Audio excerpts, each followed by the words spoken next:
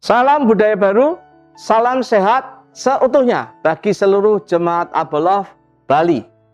Saya hari ini akan kembali mengingatkan mewakili para penatua, Pak Petrus, Pak Doni, untuk mengingatkan seluruh jemaat Abolov Bali bahwa tahun 2022 ini kita punya tema hidup dalam budaya baru, hidup dalam budaya kerajaan Allah. Sebelum saya melanjutkan sharing firman Tuhan hari ini, izinkan saya membuka masker saya supaya saya bisa berbicara lebih bebas. Jangan lupa protokol kesehatan kita ya, masker dan hand sanitizer. Tema hari ini adalah beri yang terbaik berkaitan dengan budaya Abolov Ministry secara keseluruhannya. Bapak Ibu Saudara sekalian, saya ingin mengulang sedikit apa yang disebut budaya. Budaya adalah cara hidup yang kita miliki bersama, kita kembangkan, dan kemudian kita wariskan pada generasi ke generasi. Budaya atau cara hidup ini yang membedakan kita sebagai pribadi atau komunitas, dalam konteks ini adalah Jemaat Abolov Bali dengan komunitas yang lainnya. 2 Timotius 3 ayat 10, Paulus mengingatkan pada Timotius, ikutilah ajaranku, cara hidupku atau budayaku. 1 Petrus 2 ayat 12, Petrus mengingatkan kepada jemaat pada waktu supaya mereka memiliki cara hidup yang baik di tengah-tengah bangsa yang belum kenal Tuhan. Tentunya kalau saya bicara tentang budaya ini adalah gaya hidup, cara hidup yang dikaitkan dengan nilai-nilai Alkitab. Kita membangun cara hidup sesuai dengan apa yang Allah mau. Yang kedua, kita membangun cara hidup sesuai yang sudah kita miliki dalam konteks nilai-nilai Abolov. Kenapa saya katakan ini penting? Karena begini, apa yang kami sampaikan tentang hidup dalam budaya baru ini tidak lepas dengan proses keseluruhan Jemaat Abolov. Bukan hanya di Bali, keseluruhan Jemaat Abolov. Perlu kita ingat, kita punya visi misi adalah menjadi murid Kristus melalui komunitas sejati yang memancarkan gerakan kasih Bapa surgawi untuk menghadirkan atau mendatangkan kerajaan Allah dalam setiap bidang kehidupan. Nilainya adalah hamba dalam kasih Kristus. Nah, beri yang terbaik yang akan saya sampaikan adalah bagian dari konteks kita hamba dalam kasih Kristus. Apapun yang kami bicarakan dalam tahun 2022 ini, baik saya, baik Pak Petrus, Pak Doni, akan mengarah kepada visi misi dan nilai-nilai keseluruhan Abolov. Bapak Ibu Saudara sekalian, saya ingin mengingatkan pada setiap kita, kalau kita bicara dengan budaya, apapun juga, kita selalu diingatkan oleh para penatua, dasarnya adalah kita mengasihi Allah dan mengasihi sesama. Komunitas, keluarga besar Jemaat Abolov, tubuh Kristus, dan masyarakat di sekeliling kita. Dan kita berbicara bukan hanya masalah kerohanian, tapi masalah jiwa, masalah tubuh kita. Kalau bahasa yang sering saya gunakan adalah bicara tentang rohani, bicara tentang emosi, intelektual, fisik, kita bicara sosial dan lingkungan. Berikan yang terbaik adalah salah satu nilai yang kita miliki sebagai keluarga besar Abolov. Nilai utamanya adalah hamba dalam kasih Kristus. Disingkat hamba. Hidup berpusat Kristus. Kita pernah bicarakan.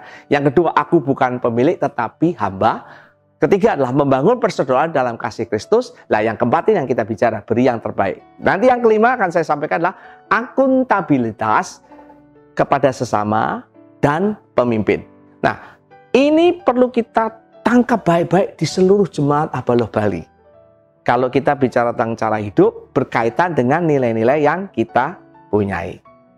Beri yang terbaik ayatnya di mana?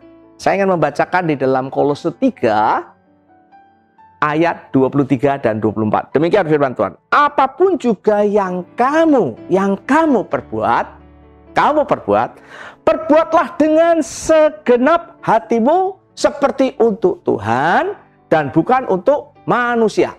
24. Kamu tahu bahwa dari Tuhanlah kamu atau kita akan menerima bagian yang ditentukan bagimu sebagai upah. Kristus adalah Tuhan, kamu atau kita adalah hamba.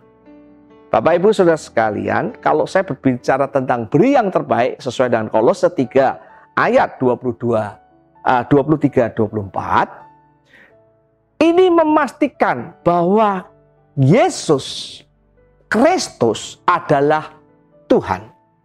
Banyak di antara kita hanya menjadikan Yesus sebagai juru selamat. Tahukah dia juru selamat kita, tapi dia adalah Tuhan. Tuhan, kurios. Jadi kalau saya katakan beri yang terbaik adalah berbicara ketuhanan Yesus atas setiap kita. Beri yang terbaik memang di situ dikatakan perbuatlah dengan segenap hatimu. Perbuatlah tindakan, tetapi didasarkan dengan hati. Ingat, beri yang terbaik itu bukan masalah perubahan pikiran orang sekarang. Paradigm shifting, bukan itu saja. Betul, itu tentang perubahan pikiran. Bukan hanya perubahan berkata-kata, bukan perubahan tentang tindakan. Itu baik, betul. Bukan hanya perubahan pembiasaan, menjadikan karakter. Tetapi dimulai dengan apa? Hati. H-A-T-I. Hati kita. Hati yang apa? Hati yang menjadi hamba. Karena beri yang terbaik menjadikan Yesus adalah Tuhan, kita adalah hamba. Dan dimulai dari hati kita. Perubahan hati kita akan mendorong perubahan pikiran, perubahan perkataan, perubahan perbuatan, dan pembiasaan hidup kita. Bagaimana contoh praktisnya untuk memberikan yang terbaik buat setiap kita? Saya ingin mengingatkan setiap kita, beri yang terbaik itu sebuah keputusan hati yang mempengaruhi pikiran, yang mengaruhi perasaan, kalau mau, kemauan kita, sehingga perkataan, perbuatan, dan pembiasaan kita dipengaruhi hati itu. Harus ada dari dalam dulu. Dari dalam dulu. Dan setelah dari dalam, mesti kemudian kita renungkan, kita perkatakan dalam pikiran kita, dan menjadi sebuah tindakan. Nah, ini penting, dari hati kepada tindakan ini penting. Ya, contoh praktek yang sederhana. Praktisnya bagaimana Pak Pita atau Kak Beta? Pertama, kalau kau memberikan terbaik, pastikan hatimu memutuskan, kemudian kau pikirkan, kau renungkan, dan tindakan. Tindakannya apa? Tindakan pertama adalah memberi terbaik, adalah memberikan waktu yang terbaik. Artinya apa? Kita kalau janjian sama orang memberikan terbaik itu tidak terlambat. Ya, Pak Pita bisa nggak terlambat? Silahkan. Kalau terlambat itu memang karena kondisi mendesak bisa. Tapi kalau 10 kali pertemuan Anda janjian dengan orang yang sama terlambat 5 kali, itu namanya 50% terlambat. Kalau saudara terlambat 50% ya sebenarnya itu budaya kita terlambat. Terlambat sekali-kali silahkan, ya 100 kali, 1, 2, 3 kali bolehlah gitu ya. Kenapa? Beri yang terbaik itu ekspresinya waktu. Kenapa? Setiap kita punya waktu. Kita kan belum tentu punya uang, belum punya ilmu pengetahuan, tapi waktu kan punya. Dan waktu itu tidak bisa kembali. Beri yang terbaik melalui waktu. Ya, kita jadikan proses waktu prioritas sesuai dengan urutan prioritas hidup kita. Yang kedua, memberikan yang terbaik itu berkaitan dengan usaha atau effort. Kita jika melakukan sesuatu, lakukanlah sesuai yang diminta. Melakukan sesuai, tidak asal-asalan. Alkitab mengatakan seperti kepada Tuhan. Kalau Pak Ferdinand memberikan perintah kepada saya setujui, saya bukan melakukan untuk Pak Ferdinand lagi, tapi kepada Tuhannya Pak Ferdinand, yaitu Tuhan Yesus. Kalau kita melakukan untuk Tuhan, kalau kita semangat sungguh-sungguh, mau melakukan untuk presiden aja kita niat banget ya, melakukan untuk pejabat-pejabat negara aja kita niat banget, melakukan untuk siapa? Untuk pemimpin-pemimpin rohani kita niat banget. Kenapa tidak dengan Tuhan kita? Tentunya lebih niat. Praktek apa lagi? Kalau saya berbicara hal ini bukan sekedar Pak Beta lagi ngomongin persembahan perpuluhan, tidak. Saya mengambil contoh sederhana di Alkitab, Lukas 16 ayat 10. Kalau kita tidak bisa setia perkara-perkara yang kecil, kita tidak bisa setia perkara-perkara yang besar. Kalau kita tidak bisa benar dalam perkara-perkara kecil, kita tidak mungkin benar dalam perkara-perkara besar. Pertanyaan, perkara-perkara kecil itu apa? Alkitab mengatakan perkara-perkara kecil salah satunya adalah harta atau uang. Itu dikaitkan di dalam Lukas 16 ayat 10, mamon. Kemudian dipertegas di dalam Matius 6 ayat 21, di mana hartamu berada, di situ hati. Nah, ini kembalikan. Ingat, beri yang terbaik itu masalah hati. Hati kita. Jadi di tesnya itu ya, ujiannya Pak Ferdinand dan saya beri yang terbaik, salah satunya adalah harta atau uang. Pak Peter lagi ngomongin uang, bukan. Ini Alkitab mengingatkan proses kita. Nah, kalau bicara tentang uang apa? Ya sederhana. Dalam konteks kita sebagai orang percaya, apakah Bapak Ibu memberikan perpuluhan? Waduh, Pak Peta, kita lagi sulit. Loh, Bapak Ibu, perpuluhan bukan masalah sulit. Perpuluhan itu adalah hak untuk kepada para imam, hak kepada Tuhan. Saya ingin mengatakan perpuluhan itu bukan ngasih Tuhan cuma 10% loh. Semua milik kita adalah miliknya Tuhan. Bukti bahwa ini miliknya Tuhan, kita kasih perpuluhan gitu aja.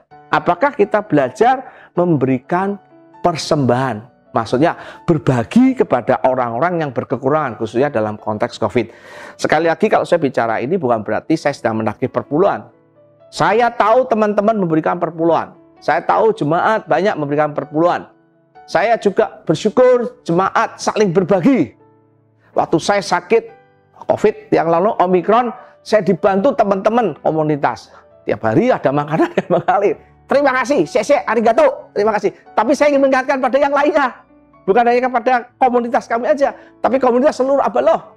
Jemaat Bali, apa kau berbagi? Berbagi kepada siapa lagi? Maaf, janda dan anak yatim piatu. Apakah kita mau berbagi tentang hal itu? Saya mempercayai kalau kita belajar dengan uang kita, kita bisa memberi terbaik yang lainnya. Apalagi belajar setia kepada harta orang lain. Contohnya, kalau saya utang sama Pak Ferdinand, utangnya dibayar apa enggak? Ya, jangan-jangan utangnya sampai bayarnya 30 tahun. Walah, orangnya udah keburu mati. Ya, bayar utangmu, prioritaskan pembayaran utang, prioritaskan pembayaran tentang hal-hal yang mesti dibayar. Ini berkaitan pengaturan keuangan. Tadi saya tidak masuk di sini. Tapi itu lakukan, beri yang terbaik. Saya ingin mengingatkan kalau saya bicara dengan uang, khususnya hari-hari ini, ya, COVID ini kan orang banyak berkaitan dengan uang, kesehatan. Tapi ini justru ujian memberi yang terbaik, bahwa kita anak-anak Tuhan memberi yang terbaik. Bapak Ibu, saya ingin mengingatkan, saya tidak tahu kondisi bagaimana Bapak Ibu setiap kita. Pastikan keuanganmu dalam kondisi benar. Bukan masalah kurang atau tidak kurang. Perpuluhan, berbagi, itu menjadi proses yang sangat penting. Apalagi yang disebut memberi yang terbaik. Belajar melakukan extra mile. Tadi saya katakan kalau memberikan terbaik, melakukan apa yang diminta. Tapi ini ada kaitan lagi Matius 5, 39, 42. Kita melakukan extra mile. Apa sih yang disebut dengan extra mile di dalam Matius 5, 39, 42? Zaman dulu, kalau ada tentara Romawi masuk ke sebuah kota, ya kota itu katakan di Yerusalem, tentara Romawi kan bawa alat perang banyak. Setelah alat perangnya kan kadang-kadang capek. Dia kemudian memanggil, misalnya saya bawa tentara, ketemu di satu kota Yerusalem sama Mr. Ferdinand. Saya panggil, lu sini, nggak tahu namanya tentu. Bawa alat perang saya, peralatan perang saya. Itu biasanya disuruh 1 mil. Oh ya tentunya Pak Ferdinand bisa gerutu, ya toh, bisa marah, bisa sengit gitu toh. Kenapa? Gua lu ngerjain gua gitu ya. Tapi menarik, Tuhan Yesus ngomong, disuruh membawa 2 mile, disuruh melakukan 2 mile, berjalan 2 miles. Jadi itu kan dipaksa atau disuruh? Walaupun dipaksa disuruh, Pak Ferdinand lakunya 2 mil. Itu kan aneh gitu loh. Itu latihan beri yang terbaik. Ya, tadi kan sudah waktu, usaha, uang. Ini bicara tentang konsep yang lebih menyeluruh. Ya, ini yang saya sebut dengan kata lain, ya, extra mile atau spirit of excellence. Oh ya, perlakuan di luar tuntutan yang ada. Jadi angle-nya bisa banyak. Nah, saya ingin mengingatkan ini supaya kita bisa memahami proses beri yang terbaik. Bukan hanya masalah uang, bukan hanya masalah tentang waktu, tapi berbicara seluruh kehidupan, aspek kehidupan kita. Karena beri yang terbaik mulai dari hati kita, kemudian dalam pikiran, perkataan, perbuatan, dan pembiasaan kita. Saya akan memberikan 2 contoh sebagai penutup supaya kita mendapat proses beri yang terbaik. Saya memberikan kesaksian ini bukan bermaksud apa-apa, tapi supaya kita bisa mengerti. Ketika saya kena Omikron, saya sudah tahu positif, ya, saya memutuskan untuk isoman di rumah. Ya, menarik sekali. Peduli lindungi saya itu agak rusak. Jadi kalau saya positif negatif itu tidak teraktif di peduli lindungi saya. Tapi saya waktu itu memutuskan untuk mengambil tindakan beri yang terbaik. Beri yang terbaik buat siapa? Buat masyarakat. Saya informasi ke puskesmas, saya beritahu kondisi saya, keluarga saya informasikan. Dan mereka memberi proses kepada saya. Dan bukan hanya itu saja.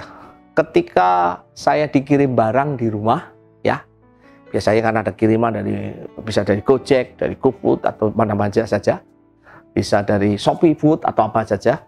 Saya selalu berkata kepada pengirim makanan, ya, Pak, saya lagi isoman, ya, tentunya suaranya keras, bisa-bisa tetangga bisa dengar tuh. Kenapa?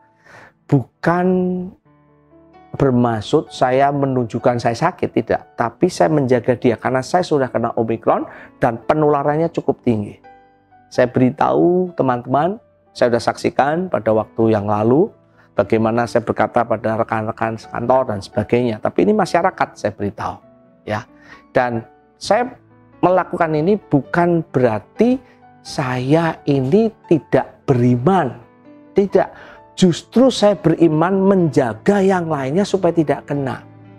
Kedua, saya berhikmat menjaga masyarakat supaya mereka betul-betul terhindar dari penyakit menular saya. Ada yang berkata, Pak Beta, Omikron itu kan enggak bahaya. Bukan masalah enggak bahaya. Orang yang mati karena Omikron juga ada masalahnya. Walaupun persentasenya lebih kecil daripada Delta, Alpha, dan yang lainnya. Itu berbicara beri yang terbaik kepada masyarakat di sekeliling kita. Gereja, komunitas, itu adalah malu nggak kena Omikron? Ya tergantung orangnya masing-masing, ya. Nah, itu disebut beri yang terbaik. Dan saya bersyukur dalam proses ini saya didukung beberapa teman-teman. Bahkan ketika saya sembuh pun saya beritahu kepada pihak puskesmas. Saya dapat dapat surat bebas dari penyakit COVID supaya saya bisa beraktivitas kembali, ya. Walaupun peduli lindungi saya tetap hijau. Yang kedua, saya akan tutup dengan proses pengalaman saya waktu bekerja.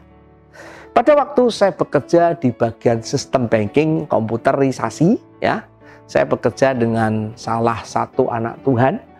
Saya dimasukkan di kantor itu karena rekomendasi. Nah, mereka anak Tuhan, dan tentunya dalam proses itu ketika saya melakukan proyek demi proyek, pas kebetulan proyek yang saya tangani itu rugi. Dan saya nggak tahu kondisi kantor, saya nggak tahu rugi atau tidak, saya nggak tahu. Tapi proyek saya rugi. Saya masih ingat cukup lumayan karena ada kesalahan proses atau prosedur di tim kami. Ya katakanlah atasan saya ada beberapa prosedur yang salah gitulah. Tapi di dalam proses itu saya masih ingat, kemudian saya lupa ya atasan saya kemudian keluar gitu, atau saya nggak tahu kondisi seperti bagaimana, atau dia mungkin dipecat, saya kurang ingat. Tapi waktu itu karena saya sebagai penanggung jawab dengan satu teman saya menghadap bos saya. Waktu saya menghadap bos saya berkata, yuk saya akan berbicara tentang kondisi kami. Tentang apa? Tentang keuangan. Wah, gue kaget. Kenapa kaget? Karena dipikir saya mau naik gaji. Biasa kalau ngaduk kan naik gaji ya Pak Firdan ya. Saya dengan teman saya udah janjian, kami merasa proyek kami rugi. Saya pernah saksikan tepati betul. Akhirnya saya minta turun gaji. Cukup lumayan. Kalau nggak salah sampai 15% saya turun gaji. Orang mungkin berkata, Beta kamu bodoh. Tapi saya bersyukur dengan teman saya melakukan tindakan itu. Dan saya melihat Tuhan menjaga kehidupan kami walaupun kami dipotong gaji. Ada banyak cerita dari proses ini. Bukan hanya itu Bapak Ibu. Saya dengan teman saya bekerja, kemudian saya dapat informasi dari penatua waktu itu supaya saya pindah ke Jogja. Karena saya di Jakarta. Karena penatua berkata orang komputer cari mudah kerjaan nih Pak Ferdinand. Jadi saya disuruh ke Jogja. Saya tanya ada kerjaan nggak di Jogja? Terus pokoknya kamu kesini dulu lah supaya bantuin saya pelayanan. Saya berdoa, saya damai sejahtera, saya resign. Pada waktu saya resign, atasan saya berkata, "Loh bagaimana dengan proyek ini?" Saya bilang masih ada satu teman lagi yang bersama-sama saya. Dan kemudian saya akan membuatkan seluruh dokumentasi. Bapak Ibu tahu, saya lakukan pembuatan dokumentasi. Segini nih Pak Ferdinand tebalnya. Semua sistem, semua analisa di situ. Jadi kalau orang jalankan sistem itu rusak, semua ada cara mengaturnya. Dan saya ajarkan beberapa teman-teman, waktu itu saya di bagian sistem analis programmer, ya, saya ceritakan ilmunya, begini. Nah, itu yang membuat proses berbeda antara kita dan anak Tuhan atau bukan anak Tuhan. Beri yang terbaik. Sampai satu saat saya akan keluar, saya masih ingat perkataan atasan saya berkata, kapan saja kamu akan kembali ke perusahaan ini selama perusahaan ini masih ada. Welcome.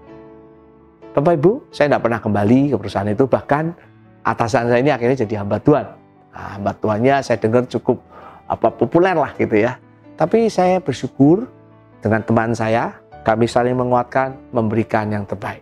Tentunya kelihatannya rugi, tentunya kelihatannya nggak enak ya. Tapi saya mengatakan, proses pembelajaran dalam dunia pekerjaan menolong saya untuk melakukan yang terbaik lebih buat setiap aspek kehidupan saya. Ingat, bukan hanya rohani, emosi, intelektual, ya, sosial kita, lingkungan kita, dan seluruh aspek kehidupan kita. Saya akan mengajak setiap kita untuk berdoa. Dan setelah nanti berdoa, Bapak Ibu pastikan kita akan ada kelompok ngobrol, diskusi, baik itu di keluarga maupun di kelompok komunitas kita. Oke? Bapak Ibu Saudara sekalian, Bapak Ibu saya ingin mengingatkan hari-hari ini kondisi Omikron, kondisi Delta semakin menurun. Kalau Bapak Ibu Jemaat Tabelov masih mengikuti dalam konteks YouTube, silahkan. Tapi kalau Bapak Ibu ingin bersama-sama dengan kami di dalam onset, sangat mendorong untuk proses ini. Tapi di dalam konteks itu kita selalu mengingatkan di mana-mana tetap menjaga protokol kesehatan. Yang saya takutkan gila Bapak Ibu ya Pak Ferdinand ya. Kita kemana-mana tapi suruh kebaktian nggak mau lah, itulah yang jadi masalah. Janganlah Bapak Ibu udah kemana-mana, ke mall tapi suruh ibadah nggak mau, janganlah ya. Jadi saya mau balance ya, kita jaga di mana-mana. Pak Ferdinand selalu lihat saya pakai ini ya, saya selalu semprot-semprot itu. Waktu saya kena Omikron Pak Petrus ngomong, situ kan seling nyemprot-nyemprot tetap kena Omikron. Ya bukan begitulah ya, untung saya nyemprot-nyemprot, kalau enggak lebih kena lagi saya bilang gitu. Tapi Bapak Ibu yang sudah jalan kemana-mana, mari kita beribadah bersama-sama onsite bersama-sama ya.